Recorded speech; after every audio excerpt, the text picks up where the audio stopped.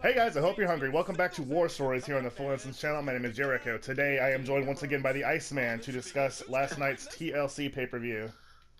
Yeah. Yeah. Were you already having a giggle? Huh? It sounded like you were already having a giggle. Like we're not even started yet. I'm in a perpetual state of the giggles. Oh, how wonderful. Especially when I'm on this wonderful YouTube program. Oh my God. So there you go. So as always, we'll start with just kind of general impressions of the show. What did you think of it? It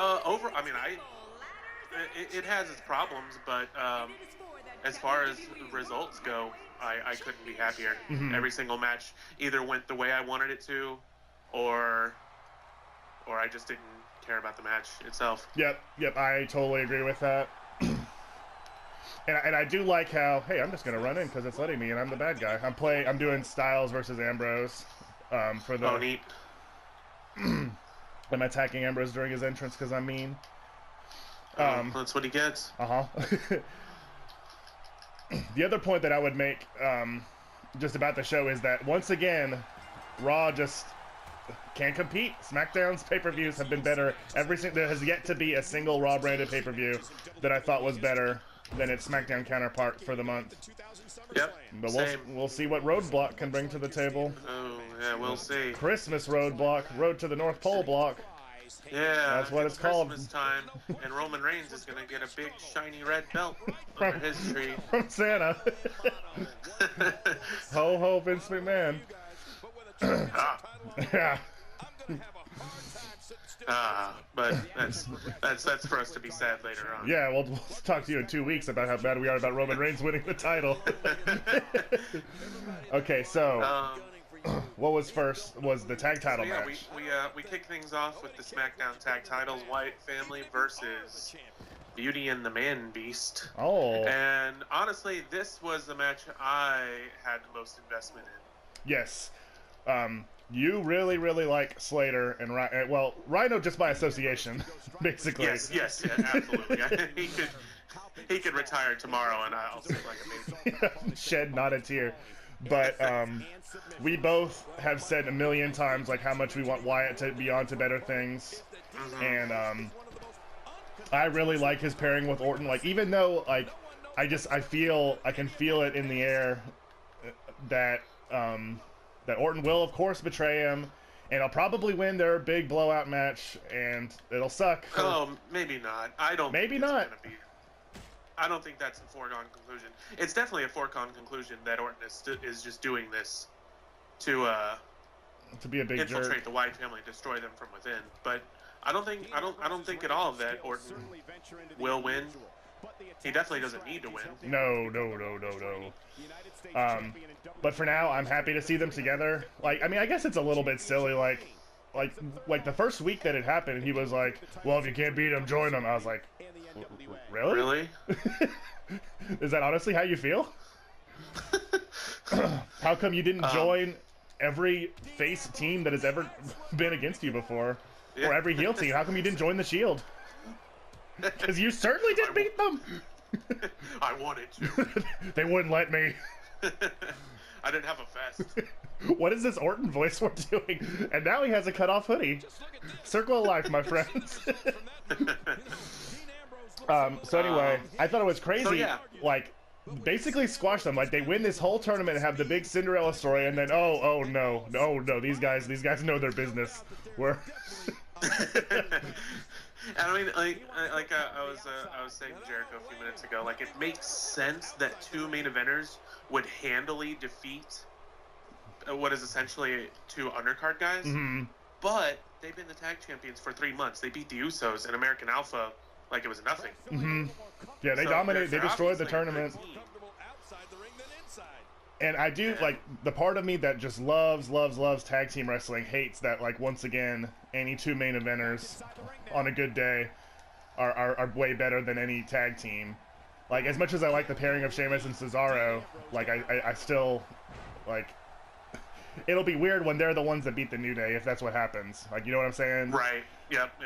But Bray Wyatt, last month he had a big win on a Big Four pay-per-view, and this month he finally has a championship. So Right. I'm not gonna complain.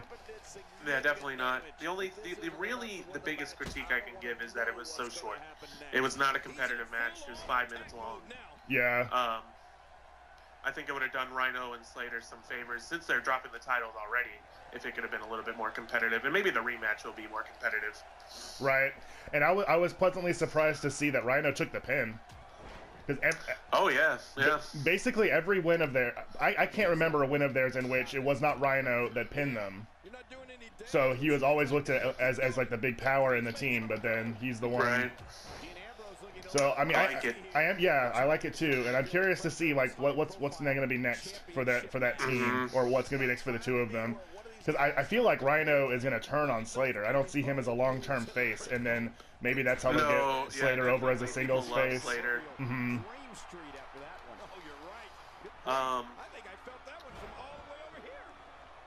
Yeah, I don't know where they go. They're definitely going to get a rematch that they'll probably lose, and then who the heck knows? I don't even know if Rhino has a deal with WWE right now, other than like a per month basis or something. Like I don't think he has a contract. Yeah, I don't think so either, because they would have shown off. They would have had a toy of him by now, so he probably doesn't have any sort of merch deal because he doesn't have a shirt either. He just wears Slater's shirt or like the Team SmackDown shirt. God love him. Or still the Susan G. Komen. Come on. I'm pretty sure he had that on last night. So what was next? Oh, one more thing about the match. Oh, real quick. please. I'm sorry. Oh, absolutely. I love that Luke Harper took the gore in the place of Orton. Like Orton was about to get gored on the outside. Harper pushed Orton out of the way and took it himself. I thought that was super cool. He loves him. Solidarity with the two. Because it looked like Harper was starting to get a little jealous of Randy. Mm-hmm. And who can blame him? He's a big sweetie. I'm jealous. So what I want to...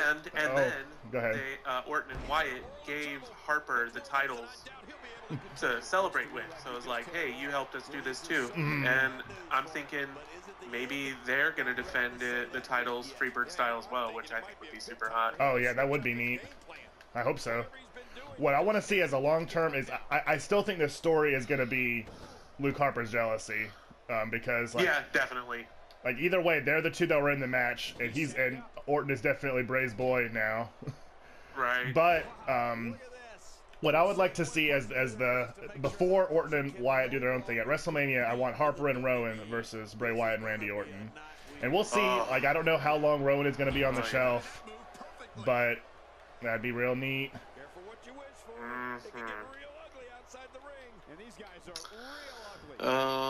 Alright, so moving on, we had Nikki Bella versus Carmella in match number 400 of their never-ending program. I'm happy that Nikki won because hopefully it means that the feud is over. She beat the heel decisively. So yeah, she did, and then afterwards Carmella got on the mic and said, hey, I know who attacked you at Survivor Series. It was Natalya, which is no surprise, but I think that means we're finally moving on. We'll get that Nikki Bella Natalya feud that we've been so waiting for. I'm sorry, I don't mean to be cynical. They're all great. Give me a reason to care, you know? Yeah, absolutely. Yeah, I couldn't agree more. Like, Carmella, I don't know what is happening with her. I think it was just a huge mistake to ever have her not be with the realest guys in the room. Because she has never gotten a good reaction since then. Never. And if she had just been with them all along, she would have had, at the very least, popularity by association. She would have been with them a few months, and they still could have drafted her to SmackDown during the draft. Yep. And then she'd be one of the bigger faces because, hey, that's Enzo and Cass's friend. And it would make sense for her to have the character she does. Right, yeah. Like, you got to believe people who have never watched NXT are still wondering why she's just female Enzo. Yeah. What does it mean? Is she truly FABULOUS? Yes. The jury is out for these fans.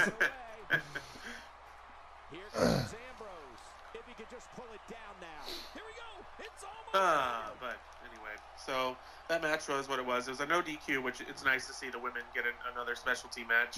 Yeah, for sure. Went 7 minutes. They did a couple cool things, but I'm happy the feud is over. Yeah, definitely.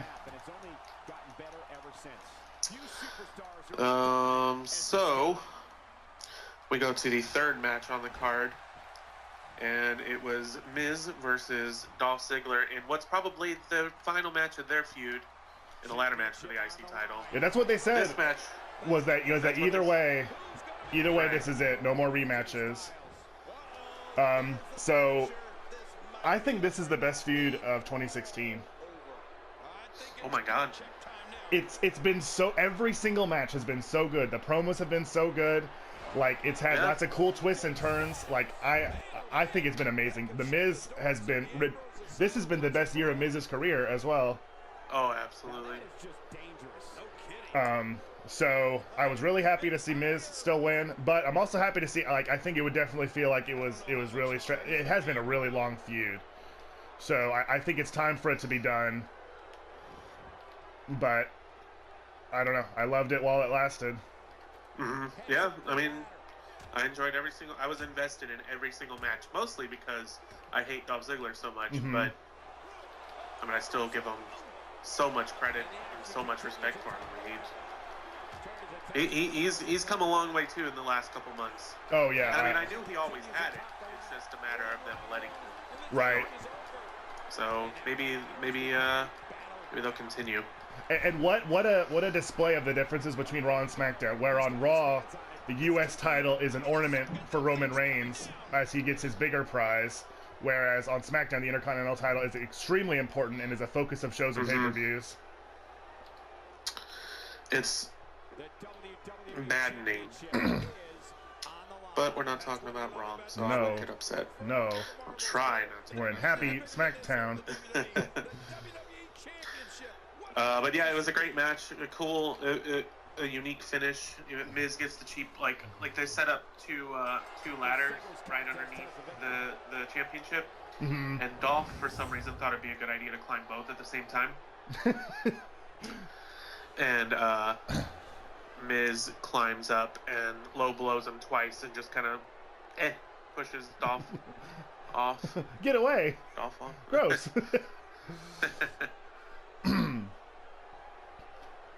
So yeah, nothing but love for Miz winning, and he basically did it by himself too. Like I mean, of course he's a heel, but the Suicide Squad wasn't there. Oh my god! Nor was the Spirit Squad.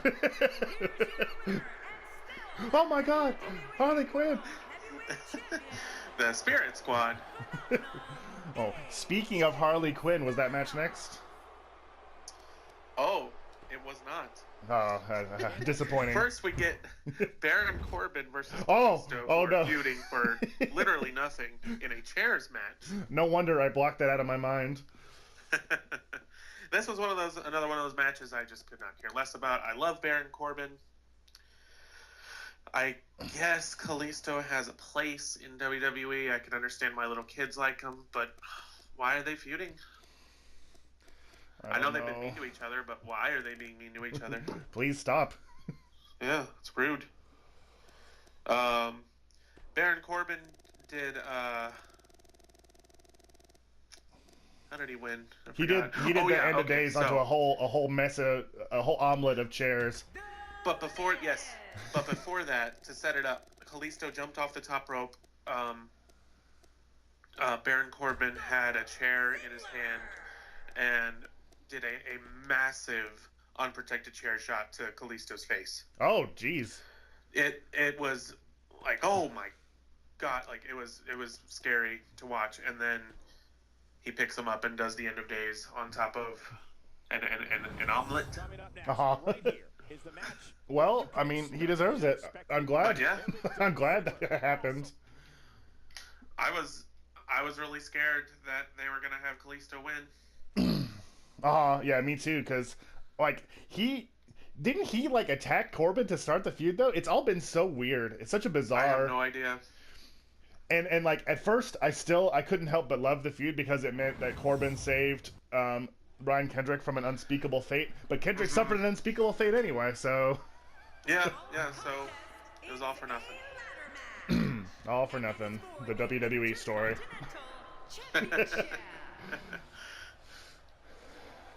Go ahead. So then we get WWE's resident Harley Quinn, Alexa Bliss, versus Becky Lynch for the SmackDown Women's Championship in a tables match. And I know there have been women's tables matches in the modern era, but it was still neat to see one again. This was the first one-on-one. Really? Or at least at TLC. Yeah. I don't know. Mauro Ranallo is difficult to understand sometimes when he's shouting, and he's always shouting. That's his secret, Captain. He's always shouting. This was a good match. It wasn't the best I've seen even out of these two against each other, but it was still really entertaining. And you're happy that Alexa won, right? Even though you love Becky? I'm happy. I'm like equally happy and sad. Like I love them both so much. I feel bad for Becky, especially since like she was hurt, so it really feels like this was a much shorter reign than it was. Even though she has had it about 3 months, which is pretty good. But and then at the same time, I'm so happy for Alexa Bliss. It's super neat. Right. Yeah, I guess it's been exactly 3 months because she won it the same night as Slater and Rhino, that same Backlash pay-per-view. That's right.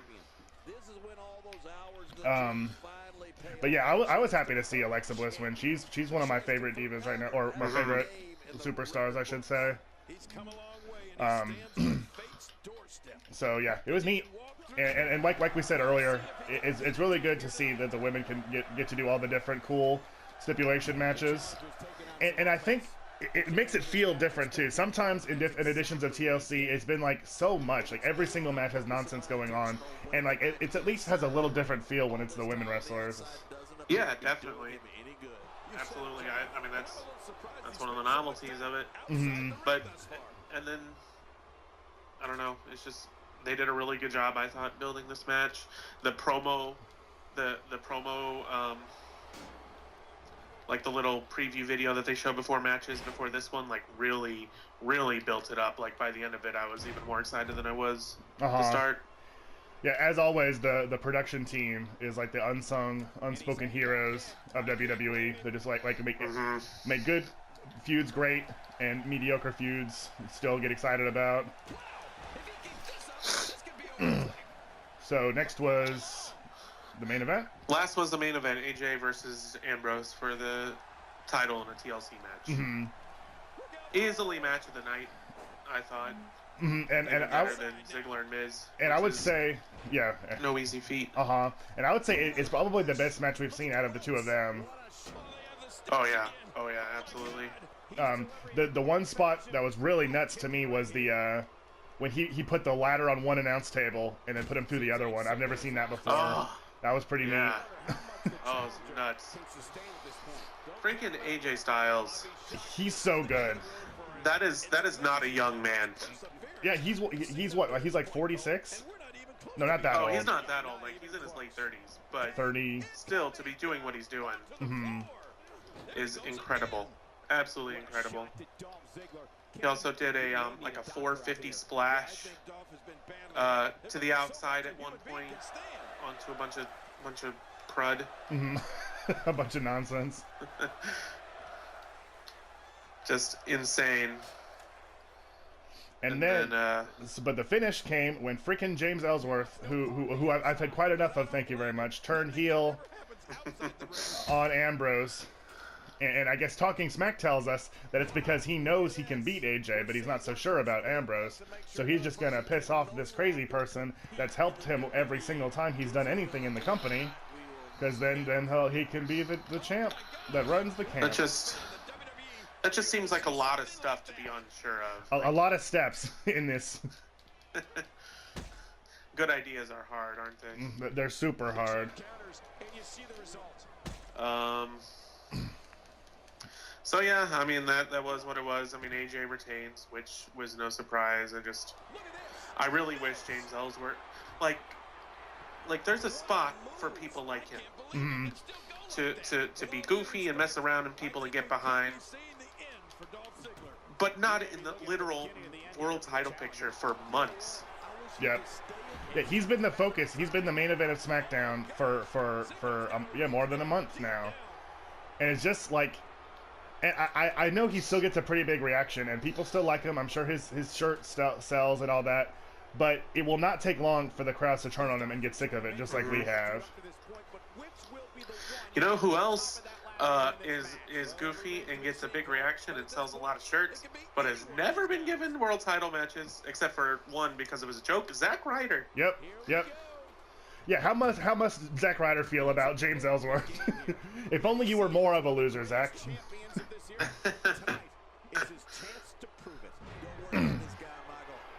painful.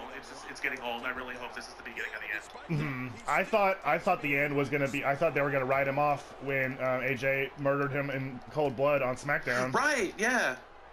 And I mean, he did come out at TLC with a neck brace on, but how did he have the strength? Yeah. To push AJ off or Ambrose off into tables. He's a fighter. Any man with two hands has a fighting chance. Oh. Any McMahon with two hands. That's the twist. That's for true. That's for true. But all that being said, it's still a real neat show. Oh. Yep, I was definitely happy. Match quality was not quite as good as we've come to expect from a TLC. That's probably my biggest critique of the show. Yeah. But even so, the matches that were good were still really, really good. Yep, I agree with that for sure. So I guess that'll more or less wrap it up. We'll be back in 2 weeks for Roadblock, I would assume. It probably won't be on Tuesday because I think that's the Sunday after Rogue One comes out. So that'll get pride of place for the Tuesday show. Sure will. But either way, it'll be coming, so make sure you watch out for that. If you enjoyed, make sure you subscribe so you don't miss any war stories on Tuesdays and Thursdays. And leave a like down below. I actually won the match I was doing while I did the show for the first time ever, so that's something neat. Oh my god. Congratulations. Oh. Thank you as always to the Iceman for joining me, and we will see you guys next time. I don't know about you, but we're full.